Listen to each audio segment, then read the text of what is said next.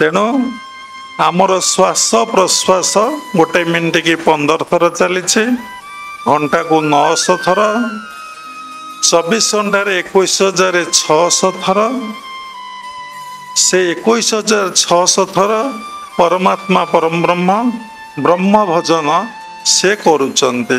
सोहं सोहं चली, स स कही श्वास जाऊँगी, हंग हंग कही आसूची। स बोले आत्मा, हंग बोले अहंकार। तुम्हें आत्मा रे प्रतिष्ठा लाभ कर, ता मूल रे ओम टा युक्त है नहीं। से मंत्र को कहीं जप करूना, तुम्हें जप करने, तुम्हें शांत ही बसिकी सीधा बसिकी शांत भाव आखि बंद करी तुम श्वास प्रश्वास रे मन रखिब, देखिब से जाऊँची एवं आसुची। देहरे पिंपुड़ी टिके चलिले कि पवन टिके बाजिले आमे जानूचे आम देहरे कौनटे लगिला कि हाथ मारदेले स्पर्श को आमे अनुभव करूचे, किंतु निज भितरे जो श्वास प्रश्वास जाऊँची तार स्पर्श आपण अनुभव करि पारुचंदी। जाऊँची आसुची बारण नहुची, भजी न पारिले तू ताकू चिन्ह। मन दिने ताकू तू चिन्हिलु नहीं, से जाऊँची एवं आसुची ताकू दिने मन चिन्हिलु नहीं,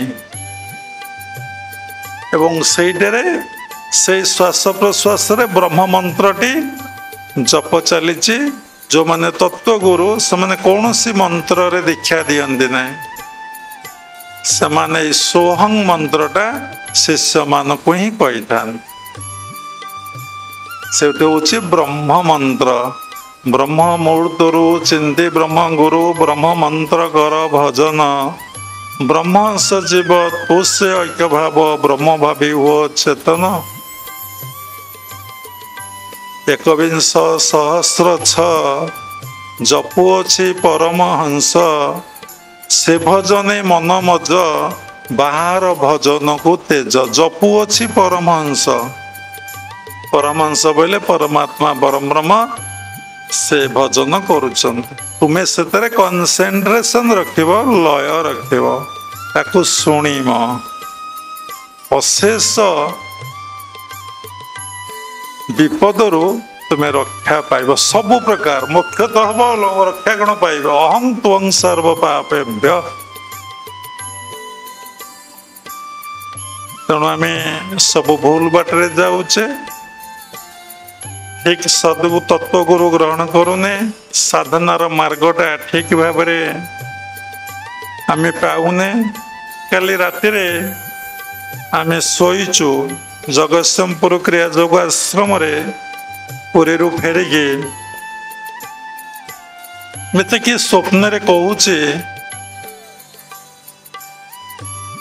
तुम्हें लोक तू लोक को कह, लोक सबु विषय धर्म विषय आग भल भाव बुझंतु, धर्म विषय आग भल भाव बुझंतु।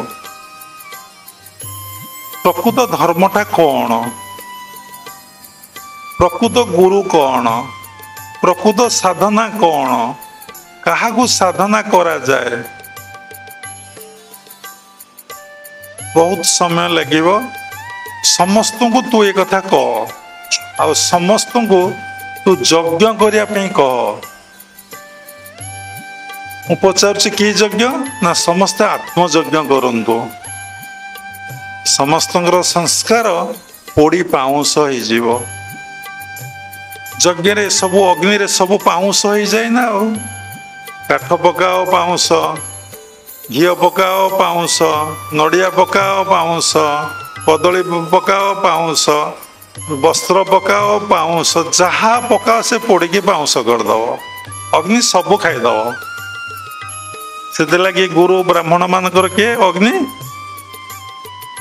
तेणु से कहले ये जो अग्नि बाहर जलुची, स्वप्नादेश काल रात जो बाहर अग्नि जलुची, से अग्नि रे केबे संस्कार पड़ी पाउंस हुए ना। ता द्वारा वायुमंडल शुद्धि पवित्र हुए, वर्षा हुए, କିନ୍ତୁ ତମ ଭିତରେ ଆତ୍ମା ଅଗ୍ନି। ଦେଖନ୍ତୁ ସମସ୍ତ ଶରୀରଟା ଉଷୁମ। ମଲା ଲୋକକୁ ଛୁଇଁନ୍ତି ଦେଖିଲ ଶରୀରଟା ଥଣ୍ଡା ହେଇଗଲାଣି କି? ତା ଜୀବନ ଛାଡ଼ି ଆସିଲାଣି କି? ତା ତଳିପାରୁ ହାତ ମାରି ମାରି ଦେଖ କେମିତି ଥଣ୍ଡା ହେଇ ପଳେଇ ଆସୁଛି। ତେଣୁ ଆତ୍ମା ହେଲା କ'ଣ? ଅଗ୍ନି। ଶ୍ୱାସ ପ୍ରଶ୍ୱାସ ହେଲା କ'ଣ? ଘୃତ। ତେଣୁ ଏଇ ଶ୍ୱାସ ପ୍ରଶ୍ୱାସକୁ ନେଇ ଯୋଉଠି ଅଗ୍ନି ଅଛନ୍ତି, ଆତ୍ମା ରୂପକ ଅଗ୍ନି, ସେଇଥିରେ ଆହୁତି ଦିଅ। କାଲି ରାତିରେ ଆମେ ସ୍ୱପ୍ନ ଦେଖୁଛୁ, ତାପରେ ଆମ ନିଦ ଭାଙ୍ଗିଗଲା। ଛାଡ଼ନ୍ତୁ, ଶେଷରେ ଭଗବାନ ଆପଣମାନଙ୍କୁ ଆଶୀର୍ବାଦ କରନ୍ତୁ, କୃପା କରନ୍ତୁ। ଆପଣ ସତ୍ୟର ଅନୁସନ୍ଧାନ କରନ୍ତୁ, ସତ୍ୟରେ ଜୀବନ କାଟାଇବା ପାଇଁ ଚେଷ୍ଟା କରନ୍ତୁ, ସତ୍ୟକୁ ଉପଲବ୍ଧି କରନ୍ତୁ, ଆଉ ସମସ୍ତଙ୍କୁ ଭଲ ପାଆନ୍ତୁ। ସବୁରି ଭିତରେ ମୋ ପ୍ରଭୁ ମୋ ଭଗବାନ ବିଦ୍ୟମାନ ପ୍ରିଲିମିନାରୀ ଷ୍ଟେଜର କଥାଟା ଜାଣନ୍ତୁ। ଆଉ କାହା ପ୍ରତି ମନରେ ଲାଇକ୍ ଆଉ ଡିସଲାଇକ୍ ନ ରହୁ। କାହାକୁ ଭଲ ପାଇବାର ନାହିଁ କି କାହାକୁ ବିରୋଧ କରିବାର ବି ନାହିଁ। ଆଉ ସବୁରି ଭିତରେ ମୋ ପ୍ରଭୁ ଆତ୍ମବୋଧରେ ଜୀବନ ଅତିବାହିତ କରିବା ପାଇଁ ସତ୍ ସଂକଳ୍ପ ଦୃଢ଼ ସଂକଳ୍ପ ହୁଅନ୍ତୁ। ଆଉ ପରମ ପିତା ପରମ ବ୍ରହ୍ମ ନିକଟରେ ପ୍ରାର୍ଥନା କରନ୍ତୁ, ପ୍ରଭୁ ଆଶୀର୍ବାଦ କରନ୍ତୁ। ମୁଁ ନିଜ ଭିତରେ ଆପଣଙ୍କୁ ଉପଲବ୍ଧି କରିପାରିବି, ଆଉ ସର୍ବଭୂତରେ ଉପଲବ୍ଧି କରିପାରିବି। ମୋର ଏତିକି କାମନା, ଆଉ କିଛି ନାହିଁ। ଗୁରୁଦେବ ଇଂଲିଶରେ ଗୋଟେ ସେଣ୍ଟେନ୍ସ କହୁଥିଲେ meditation will give you everything. ତେଣୁ ଆପଣ ଧ୍ୟାନ କରନ୍ତୁ, ସବୁ ପାଇବେ। କିନ୍ତୁ କିଛି ଆତ୍ମବୋଧ ଅବସ୍ଥା ଆସିଲେ ମୋର ଧନ, ମୋର ଜମି, ମୋର ଘର ଅତି ଆପଣାର ହେଉଛି ମଣିଷର କିଏ? ଶରୀରଟା।